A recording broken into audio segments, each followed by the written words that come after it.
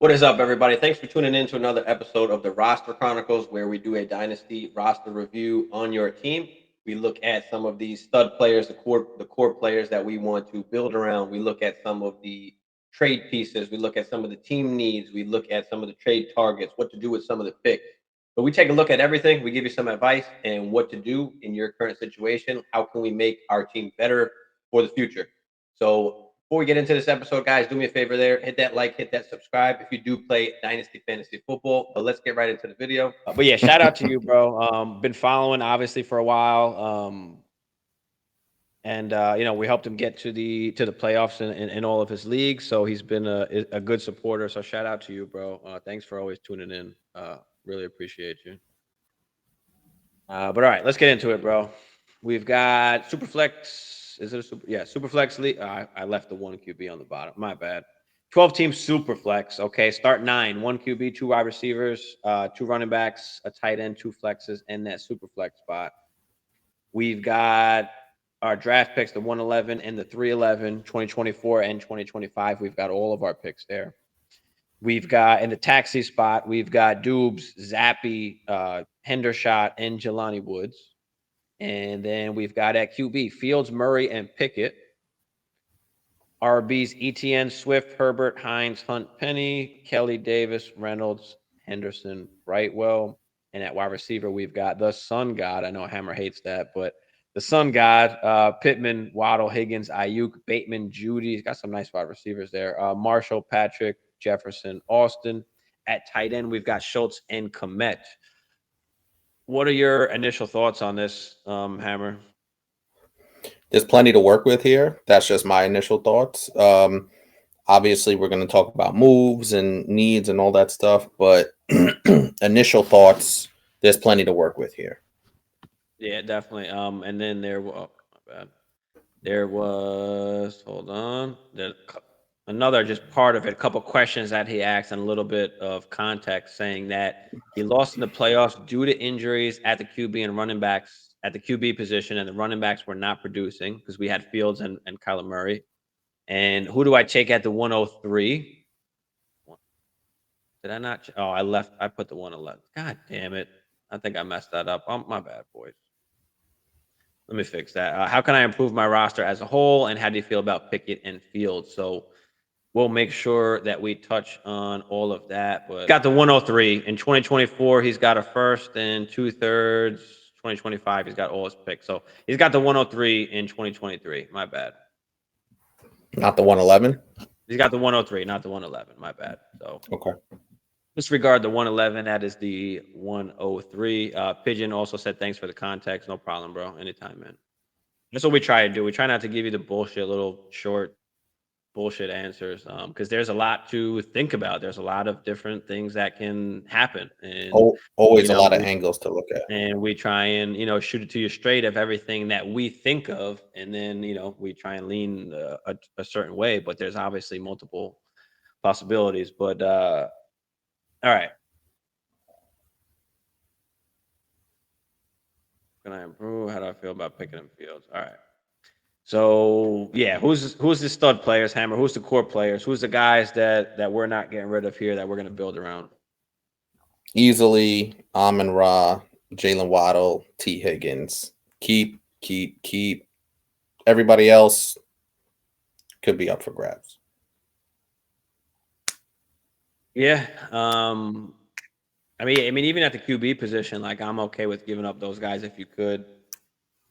So am I. They're not I mean, I like them, but if you're going to give them up, you're going to, they're good enough for you to come off of them for, maybe like a Trevor Lawrence or a Herbert or something like that, where it might not cost you crazy much more. But anyway, you got a good QB room. You got Fields, you got Murray, and then you've got Pickett to kind of back it up there. Obviously, Pickett is going to be the QB2 basically because Murray's going to be out until, who knows how long. So yeah, I agree. Sun God, Waddle, and Higgins are the guys that we kind of don't want to get rid of. And yeah, that's kind of really it. I kind of give up. Although maybe ETN, but I will say though, the Higgins thing in the next year or so is going to get really interesting because They're going to have to pay Burrow. They're going to have to pay Chase. So we got to see how T. Higgins kind of fits into all of that. I know there's been a ton of rumors starting to go around that he might find his way out. So just keep an eye on Higgins, but he's such a good talent that even if he goes somewhere else, I still want him on my team.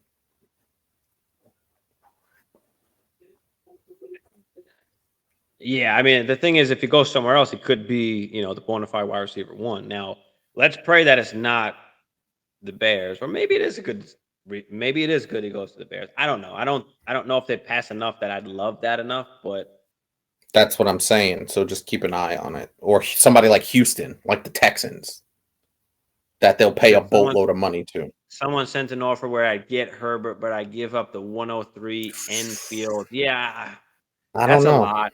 I don't know if I'm willing to give up that, because at that point you could even just, at this point, like, you can just draft the QB, bro. You can just draft Bryce Young or Stroud, CJ and then Stroud, you can just roll with those 4 dudes. I agree. So Kyler Murray and still gets have back, Fields, and then you'd have 3 possible, like, top 12 QBs, and then you've got Pickett just sitting there where you can use him as trade bait, or just hold on to him just as supported backup. So I think worst case scenario is, like, you keep the QBs how they are, and then just draft the QB. So, and then you don't even have to keep that QB. You could always trade that QB away. We know how valuable these QBs can be. So once that guy does become a top 12 guy, at that point, you've got something in your bag there, an asset on your bench that you can get massive value for. So absolutely. But yeah, anyway, those are the stud and core players we got there. Team needs, I mean, we've got it. So we can start 4 wide receivers. I mean, we really don't need much. I mean, you could really just draft a QB and then just run it back exactly like this. Or I would say maybe we can upgrade at tight end. Yeah, it's going to be interesting to see where Dalton Schultz goes.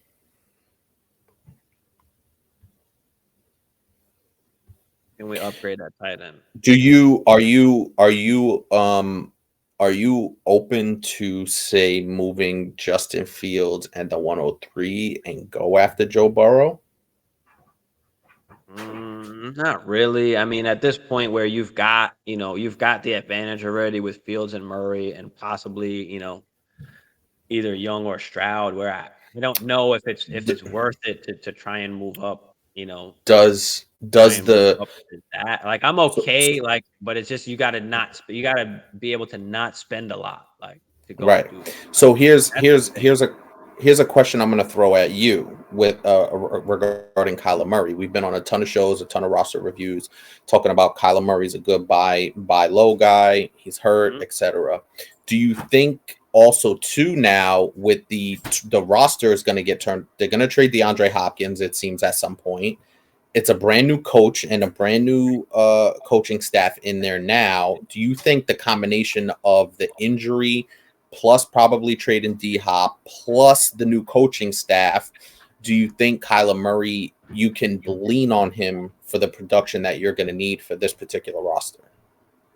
Yeah, but just I would pump the brakes on this upcoming season, because he's just coming back from injury, and like all the things that you kind of mentioned. But I mean, listen, the new GM, absolutely loved him. He's like, well, we have a perfect situation. We've got a franchise QB, so he's Kyler Murray's our guy, blah blah blah. So I'm not worried from that standpoint, as him being kind of not believed in or anything like that. But yeah, I expect his production. They gave him the money, so yeah, of course. And then they gave him the money, so he's guaranteed there. So that's one of the other good things that automatically ties him there. And then if you look at their production, I mean, it's been a top 10 QB every single season. The past 3 seasons, obviously last year he got hurt, so he finished QB 19. But before he got hurt, I think he was like QB 5 or something like that. So I mean, the guy's a top 10 QB every single season. He hasn't thrown for 4,000 yards yet, and he's still a top 10 QB every season. I mean, there's no reason to not really believe in him. I mean, I think, to be fair, he's a better fantasy quarterback than he is real life quarterback. Mm-hmm. Let me put that straight. I don't, I think that there's still some things to be said about him as an actual NFL quarterback, but for fantasy purposes, I mean, that's what we want. So yeah, and especially that you do have Fields and you do have Murray, and especially that they are rushing quarterbacks and do have that little bit more chance and possibility of getting hurt. If you're taking that 103 and drafting out that other QB, I mean that puts you in a good position where you're never going to have to worry again about your QBs going down, because you'll have Pickett and the rookie, there. So that fixes that situation. And running backs, shit happens, come and go. Every season is going to be different. So I wouldn't worry, I wouldn't worry too much there. But yeah. All right. What's some trade pieces? What's some trade targets? What's some other trade pieces and trade targets we're looking at? I did mention the tight end position before. Yeah, so I think with your wide receivers being so stacked, bro, you're so good there.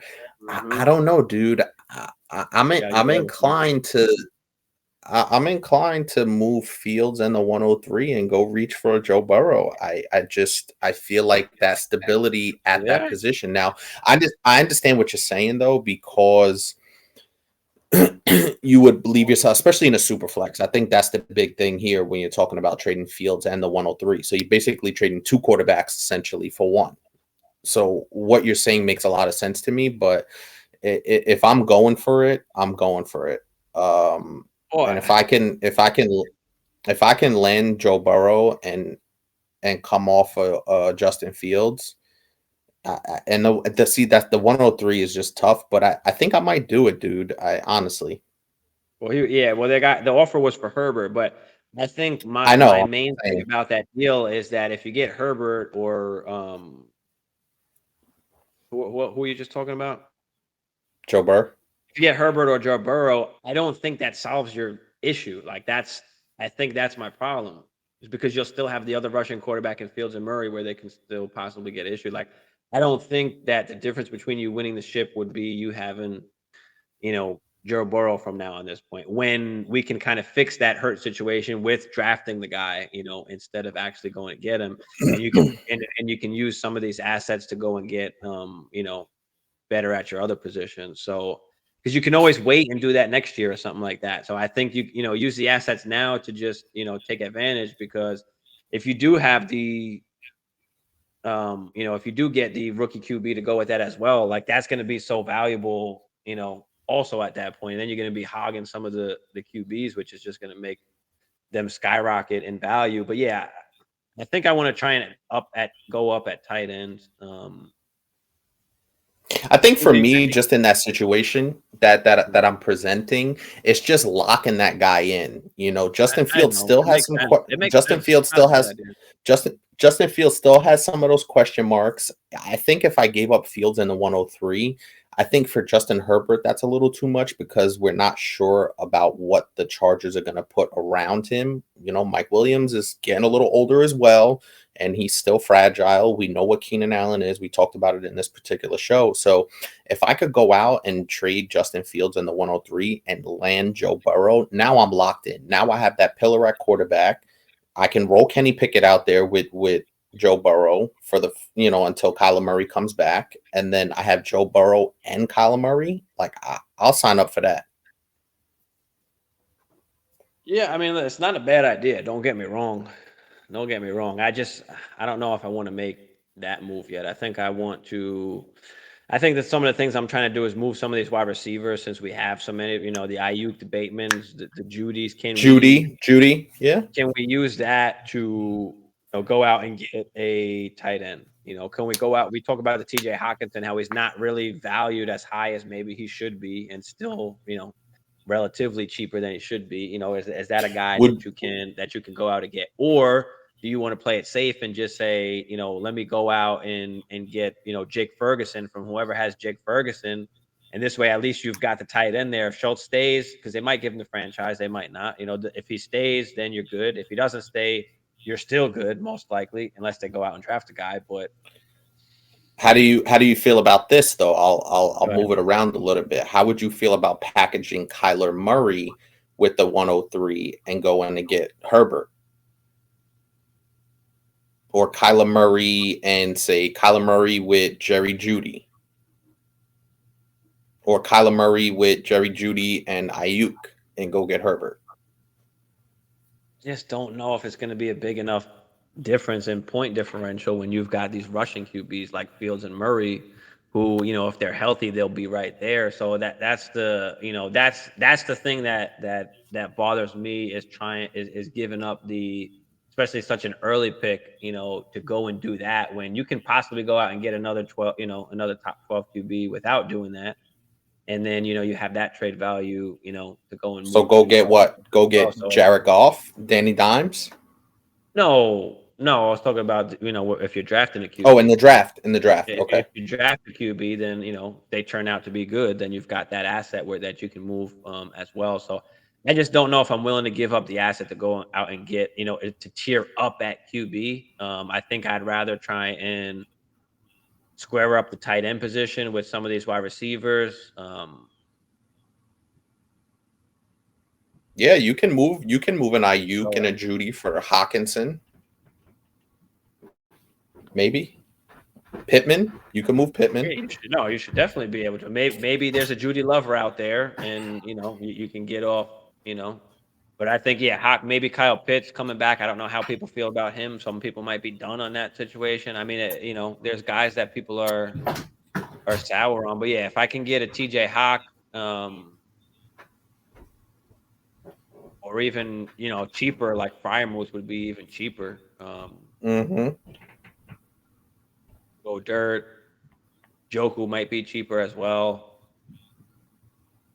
You know, you might be able to do it straight up, like, you know, Ayuk for Fryermuth or Goder. I don't think this is tight end premium, but or maybe you add, you know, a back end pick, a third for next year or something like that. I don't know. I think Judy can be a possibly wide receiver one this year. You know, that I really like Judy going into this season. You know, I really do. I think he definitely has that possibility. I think it's definitely there as a possibility. So I'm okay with holding him too, of course. But, you know, if you can move him for a TJ Hawkinson and get that advantage, like, I'm okay with that because of the other wide receivers that you do have. So it just really depends on what you can move to go and get it. You know, I'd rather hold Judy and give up Ayuk, I give up Bateman, I give up all those other guys.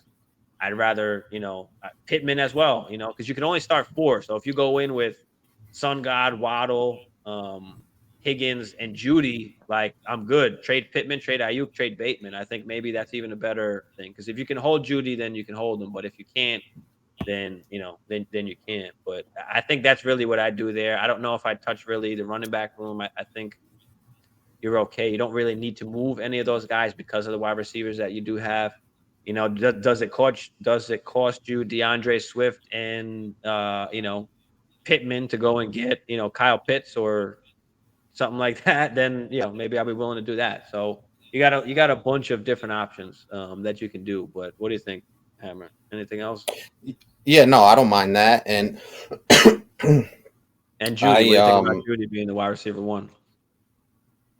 it's tough, man. It's tough. I loved Judy when he was coming out.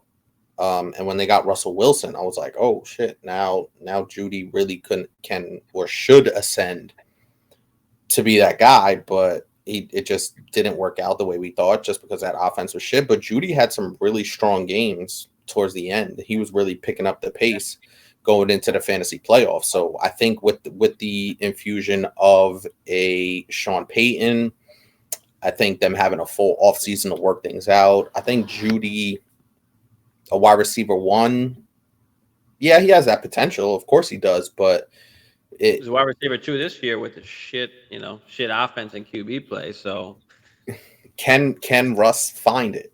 That's the key, because Judy has the talent, and Judy gets banged up a little bit too. So, you know, but yeah, he has the talent. I don't know if he'll get there. I see him as like somewhere in that 15 to 20 range, which is fine.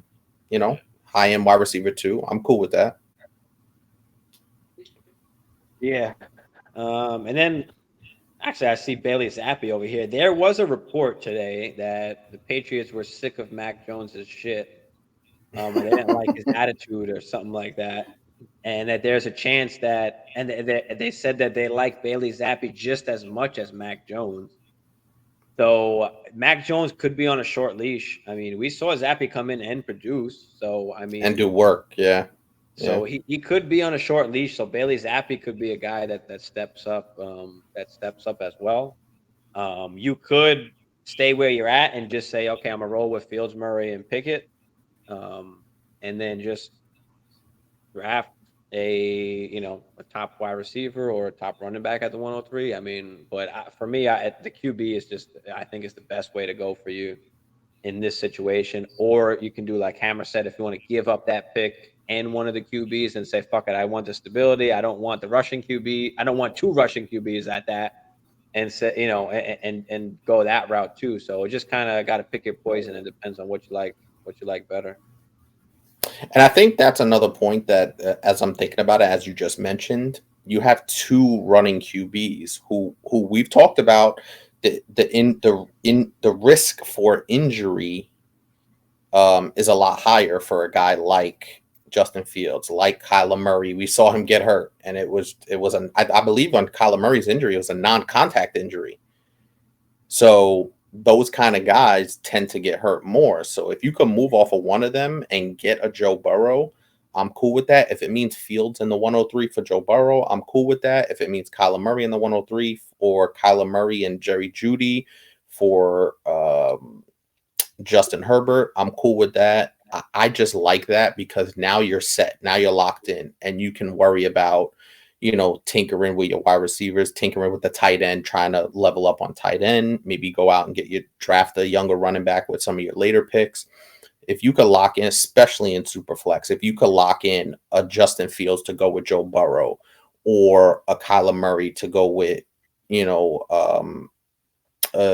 Justin Fields with a Joe Burrow or a Justin Fields with a Justin Herbert. Like, I'm cool with that. You know what I mean? So No, that's just kind of how I look at it.